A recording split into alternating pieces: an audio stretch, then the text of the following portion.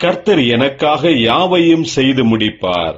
கர்த்தாவே, உமது கிருபை என்றுமுள்ளது. உமது கரத்தின் கிரியைகளை நெகிழ விடாதிருப்பீராக. கர்த்தருக்குள் பிரியமானவர்களே, உங்கள் அனைவருக்கும் இனிய காலை வணக்கங்கள். இன்றைய வேதவசன தியானத்திற்கென்று நாம் தெரிந்தெடுத்திருக்கும் வேத பாகமானது எபிரேயர் 13ஆம் அதிகாரம் 15ஆம் வசனம். ஆகையால் அவருடைய நாமத்தை துதிக்கும் உதடுகளின் கனியாகிய ஸ்தோத்திர பலியை அவர் மூலமாய் எப்போதும் தேவனுக்கு செலுத்த கடவோம். பிரியமானவர்களே, இன்றைய வேத தியானத்தின் தலைப்பு உதடுகளின் கனியாகிய ஸ்தோத்திர பலி என்பதே.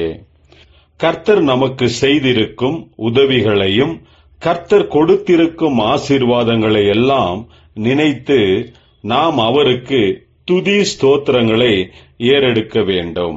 பழைய ஏற்பாடு காலத்தில் நம்முடைய பிதாக்கள் தேவனோடு பேசி ஆசீர்வாதங்களை பெற்றபோது பலிபீடம் கட்டி அதில் பலிகளை செலுத்தினார்கள். கர்த்தருக்கு பிரியமானது பலிதான் என்பதை அறிந்து பலிகளையே செலுத்தினார்கள்.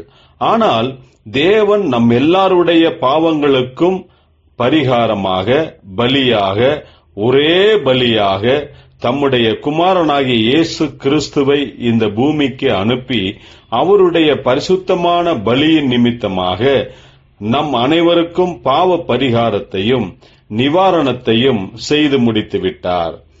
இயேசு கிறிஸ்துவினுடைய கல்வாரி தியாக பலிக்கு நிகரானது வேற எதுவுமே கிடையாது. ஆகையால் நாம் கர்த்தருக்கு ஏறெடுக்க வேண்டியதும் அவருக்கு பிரியமானதுமான பலி என்னவென்றால், நம்முடைய உதடுகளின் கனியாகிய துதி ஸ்தோத்திர பலிகளே அவருக்கு ஏற்றதாகும். அதுவே அவருக்கு பிரியமானதாகும். நாம் எப்போதும் எல்லா சமயத்திலும் கர்த்தருடைய நாமத்தை உயர்த்த வேண்டியதுதான் தேவனுக்கு பிரியமானதாகும். ஜெபிப்போம். ஜீவனுள்ள தேவனே, உம்முடைய கிருபையினால் தாழ்மையாய் இருந்த எங்களை நினைவு கூர்ந்து எங்களை உயர்த்தி ஆசீர்வதித்த உம்முடைய தயவுகளுக்காக ஸ்தோத்திரம். எங்களுடைய உதடுகளின் கனியாகிய துதி ஸ்தோத்திரங்களை அங்கீகரித்து ஏற்றுக்கொள்வீராக. இயேசு கிறிஸ்துவின் நாமத்தில் ஜெபிக்கிறோம் நல்ல பிதாவே, ஆமேன்.